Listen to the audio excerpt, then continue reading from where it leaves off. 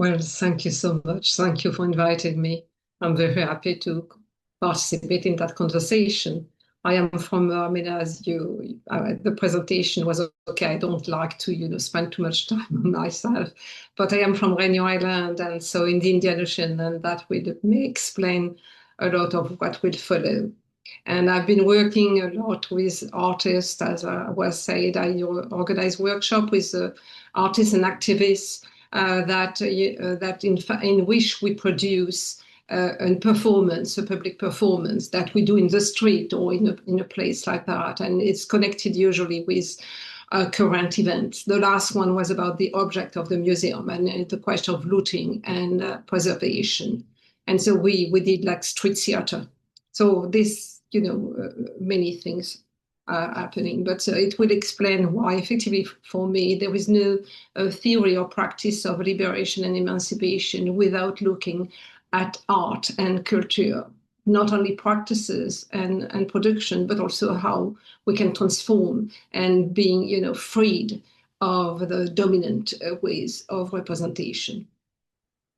So to answer the invitation, I thought of going through some point. I mean, to begin with, of course, decolonization for me is not just about the past, but also about what is in the present, what is coloniality and what is colonization in the present, and why colonization is not only still alive in the 21st century, but central, in fact, to the regime of domination, extraction, and dispossession.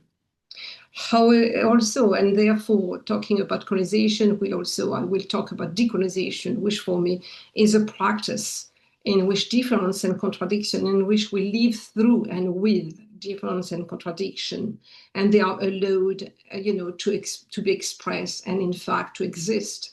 We don't need to be totally, in agreement to act and to practice together and to forge alliance. My second question about, why colonization is still not only alive, but in fact central to the regime of domination and exploitation, what does it say about the universality of human rights and about liberal democracy? Then I want to ask, how do we understand the permanent state of war within the world that has been built in 1945 and which presented itself as the age of peace and freedom? And so what is peace, and have we ever had peace? And finally, I will say some words about, the way in which I approach remembrance actively by looking at my parents' archive and also personal archive, because I'm in the process of effectively realizing a film on anti-colonial struggle in Reunion Island, but also in the southwest region of the Indian Ocean, which means South Africa, Mozambique, Madagascar, Mauritius Island, the Comoro Island, and Reunion Island, a part of the world which is usually quite neglected in Europe, still under really the power of the Atlantic paradigm, everything happening, in over the Atlantic and not, the Indian Ocean and the Pacific are barely, acknowledged, even though they are extremely important, I will say. So my first point is, why is good? So again, the question of colonization of the colonization in the 21st century. Of course, what happened in Gaza reawakened the conversation, not only because of the war, because there are wars, in other places, but I will say the impunity, the no sanctions. So how do we think about the question of how war are conducted and what, allow impunity? And the way in which effectively you have planned for a Riviera, Gaza Riviera and ethnic cleansing. How the word Nakba, but the word Nakba can be also used for other event of, erasure and ethnic cleansing, as well as the notion, the reintroduction of the notion of genocide, ethnic cleansing, settler colonialism, and imperialism. So what is anti-imperialism today? And what is decolonization in the current context? How do we develop a non-denialist approach to thinking with, imagining and supporting the struggle for decolonization, for healing, for truth, for justice, for freedom, as a struggle in resonance with a longer arc of struggle against colonial, racial, patriarchal capitalism and genocidal deanalyzed history. In the face of the many forms of silencing and institutional denial of the ongoing genocide and wars, and the structural form of racial genocidal violence throughout our planet, I ask, how, if not, whether the slow and often complicit process of art and practices of culture have anything left to contribute to resistance, to the affirmation of life against the entrenched culture producing and organizing theft, destruction, and death. I will come back to that. But first, the discourse of peace.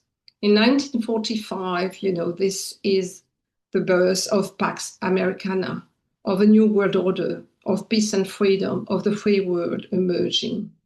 But where was peace?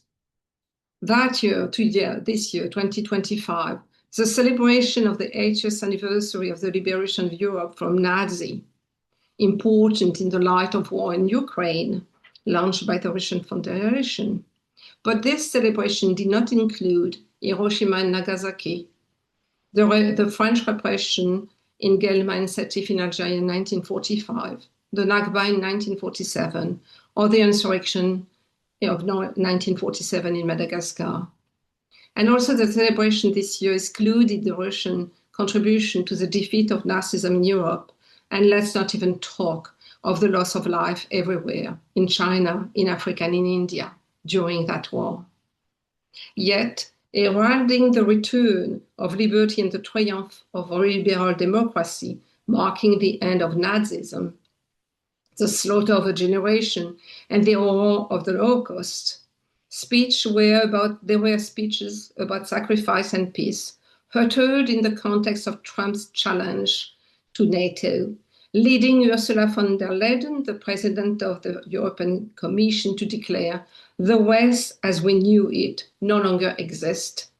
And Friedrich Merz, the German chancellor, to state that, I quote, given the threat to freedom and peace on our continent, we must also say about our defense, whatever it takes. 16 European Union states immediately confirmed that they will trigger a budget exemption to significantly higher defense spending.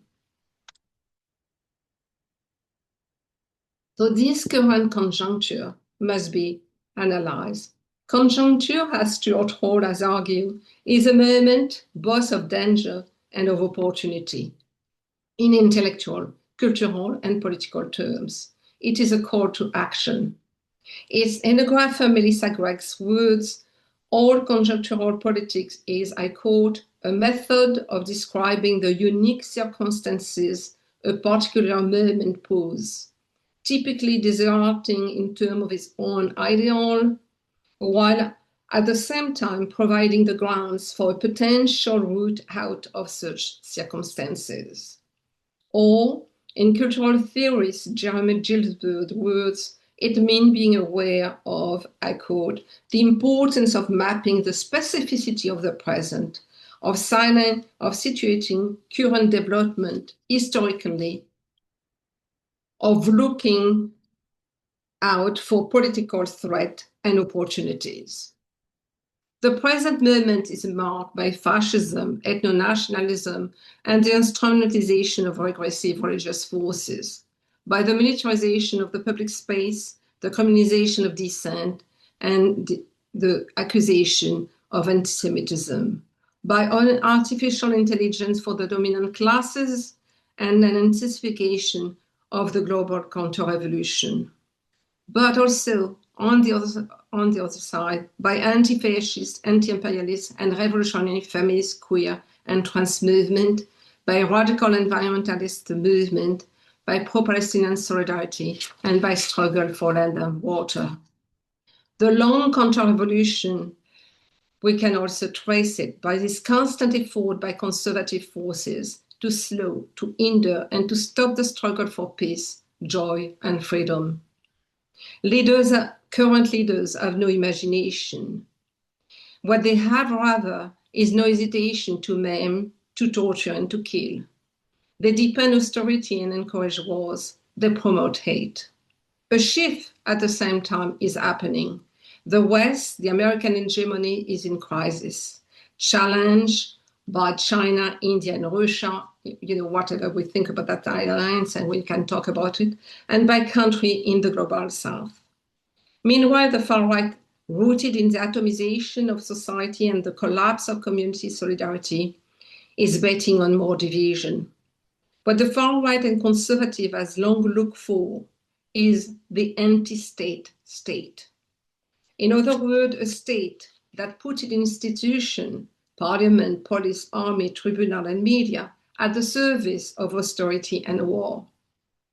It's a culture of cruelty, of indifference to life, and that culture is encouraged, of police against citizen, of angry men against women, queer, trans, of racism against Black, Arab, Muslim, Roma, Asian, while allowing the occasional appearance of a pride parade or a celebration of International Women's Day. And meanwhile, health budgets are cut as well as budget in education. Liberal democracy, with all its limits, is being attacked because, in fact, liberals have allowed it attack. Thinking rigorously this conjuncture means effectively looking at the assault that are planetary on climate, and the state on militarization and prison, the crisis of liberal democracy, the authoritarian regime, the constitution being changed to please the leader, the government decision having no action for climate change, and the shift. So how do we think this time of change where the horizon is not clear? So let me go back a little on, the culture of this global order and war. As I said, this year, there was a celebration of the 80th, anniversary of the Nazi defeat. On May 5th, 2025, the German Foreign Ministry released a short documentary, The Keys to Freedom, by Oscar winner and German filmmaker Wim Wenders. The Keys to Freedom, Wenders say, Wenders say that this short film should stand as a reminder, I quote, that peace cannot be taken for granted.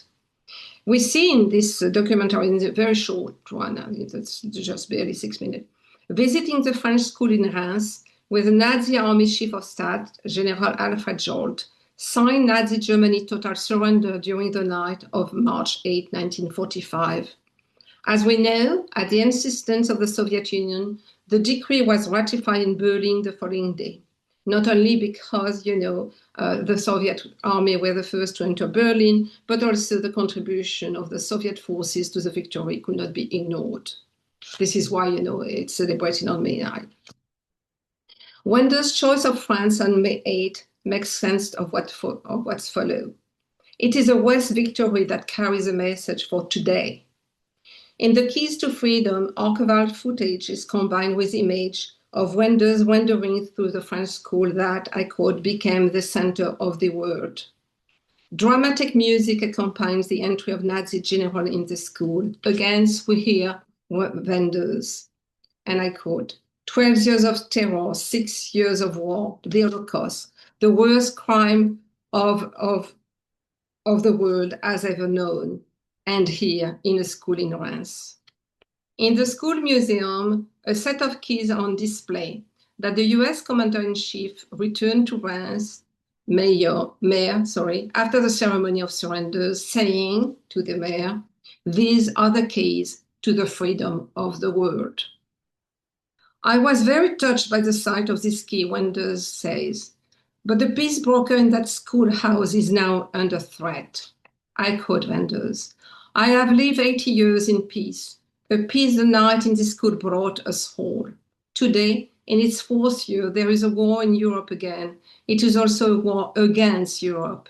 It is now up to us to take the keys to freedom in our own hands." Wenders' choice to situate the keys to freedom in France and in Europe says a lot. Apparently, he has learned nothing in 80 years of life. He is a Eurocentric history, as if this history ended in that European center, with not a single word about the nuclear bombing of Hiroshima and Nagasaki. It speaks of Ukraine, but not of Gaza or Sudan, Congo and Kashmir, or any other place of the world that does not belong to the White West. It's peace for all, is peace for Western Europe, not peace for everyone, not even in Eastern Europe, what used to be called Eastern Europe, and certainly not in Madagascar, Algeria, Vietnam, Cameroon, South Africa, or Palestine, or many other places in the global south. When does even ignore the dictatorship which lasted until the mid-1970s in the heart of Western Europe, in Spain, in Portugal, and in Greece. When does blissful ignorance is not an exception. It is the dominant narrative in Europe that the end of World War II and the victory of Nazism brought peace and progress for everyone. The European narrative of liberation from Nazism continues to stubbornly ignore what Europe has called peace, has been at the expense of wars waged against people around the world. The Pax Americana instituted after World War II, and according to media and politicians currently under threat by Trump, was a systemic organization of a militarized world under US leadership.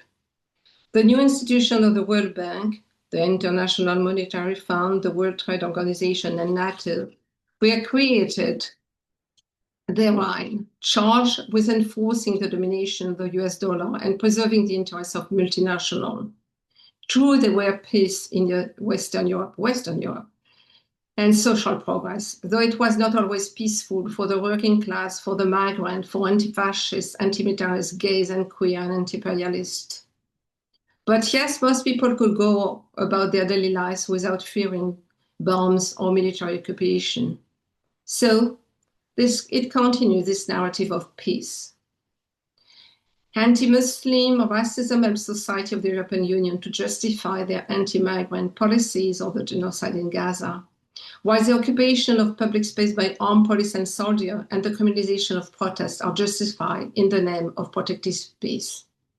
This is what Rosa Luxemburg called armed peace in 1911, the other face of militarism, a peace enforced by the police and the army.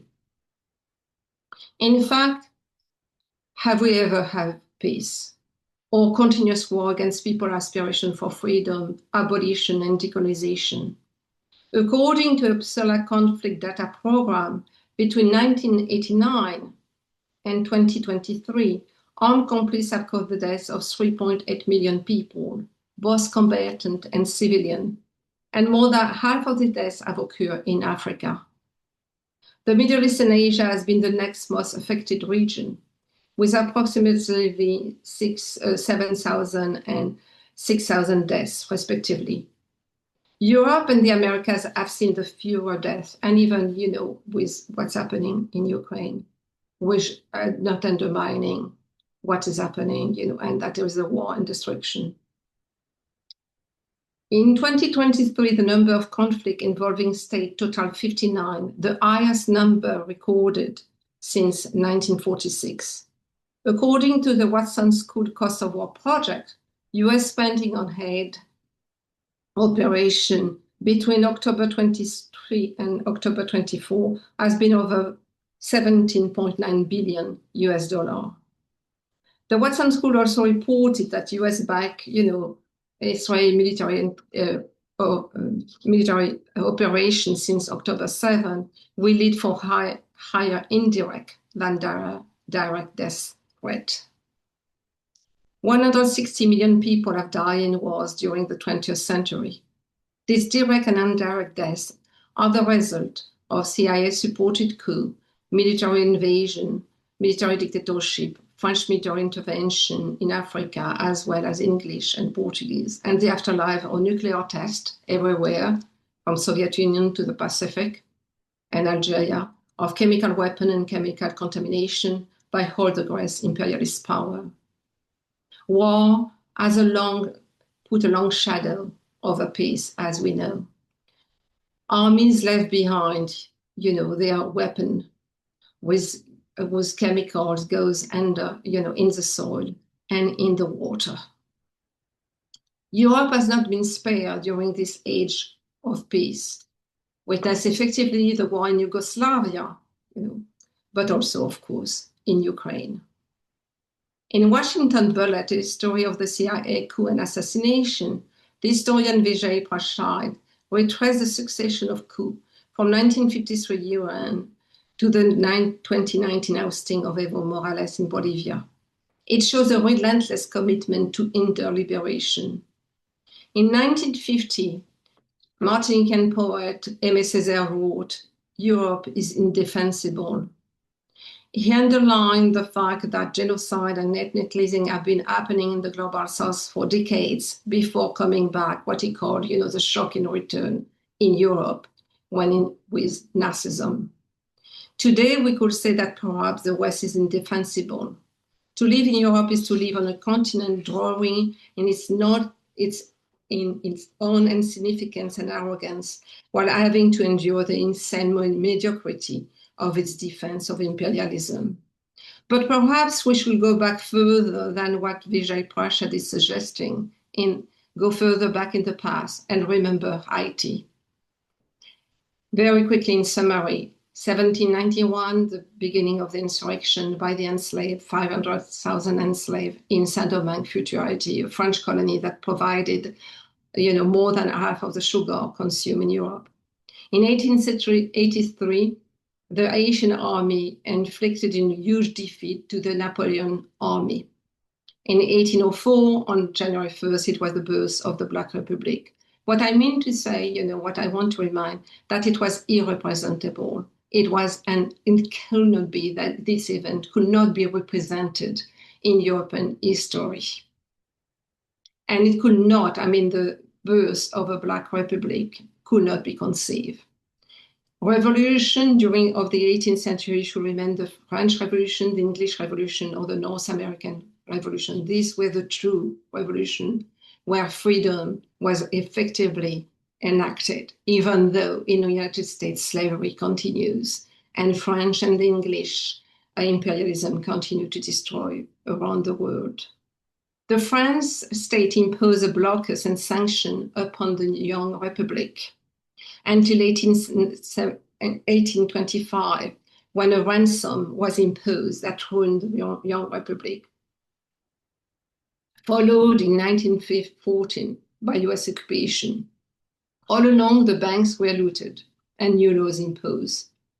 What I mean by that, there is a long history of enduring freedom and liberation.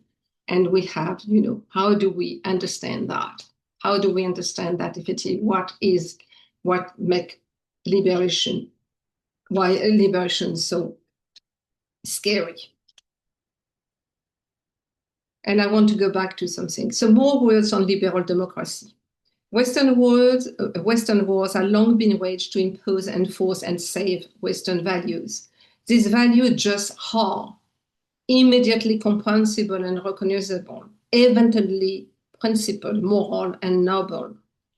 The United States, Canada, and Australia, which were created with a firm declaration even against all Europe, which was still under monarchy and tyranny, have been able to claim to defend freedom and human rights while their cities were built on the corpse and village of the people they exterminated, while they stole indigenous land and children.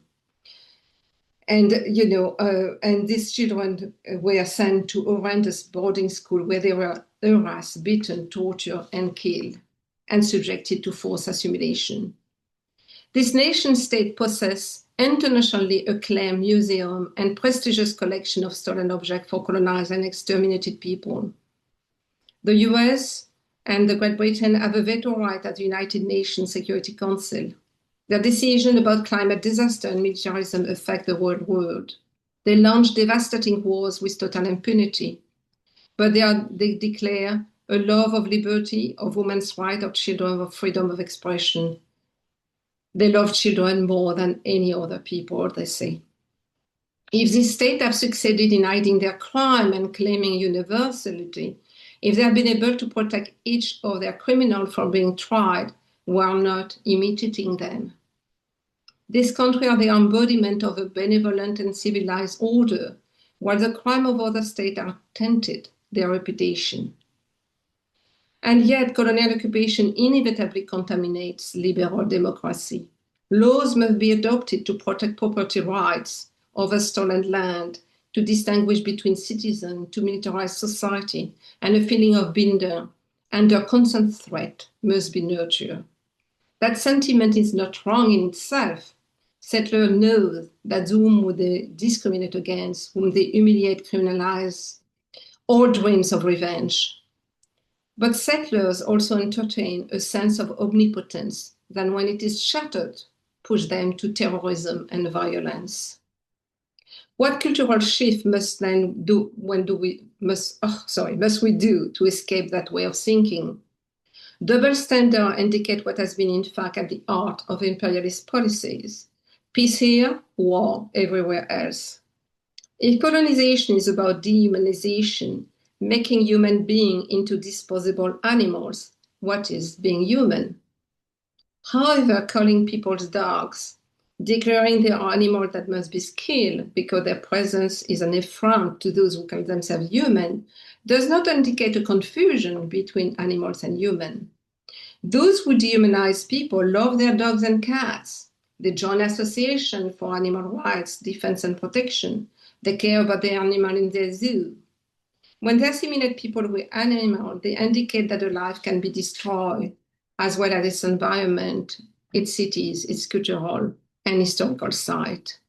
Witness effectively the destruction of museums and archaeological and historical sites in Gaza, in Yemen, Kashmir, but also, of course, before that, in Iraq, Afghanistan, and Cambodia, and what is being destroyed in Ukraine as well. So this is, what the remark I wanted to make about, this question of remembrance. And I want to move now, to more detail about the invitation that was made.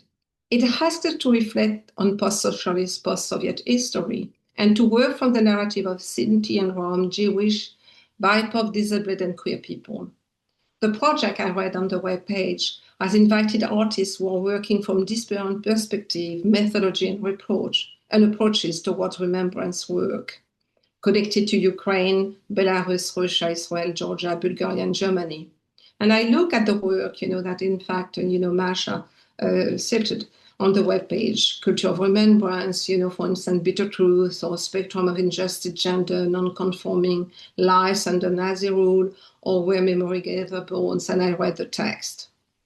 The question that was raised is, how is transnational remembrance possible?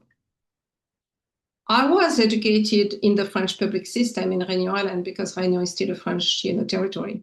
So I learned also about World War II from European perspective. I saw a lot of Hollywood, World War II film. I was, Western movies, and, I was educated in all, the propaganda for, a world center around Europe and the West. But my father also had, told me another story. My father, who was of Vietnamese and Réunion descent, was 16 when he traveled from Réunion to England to join the Free French Army, like, perhaps but also Fanon was also in this case. He was parachuted behind Nazi troops to reinforce local resistance before the 1944 Normandy landing.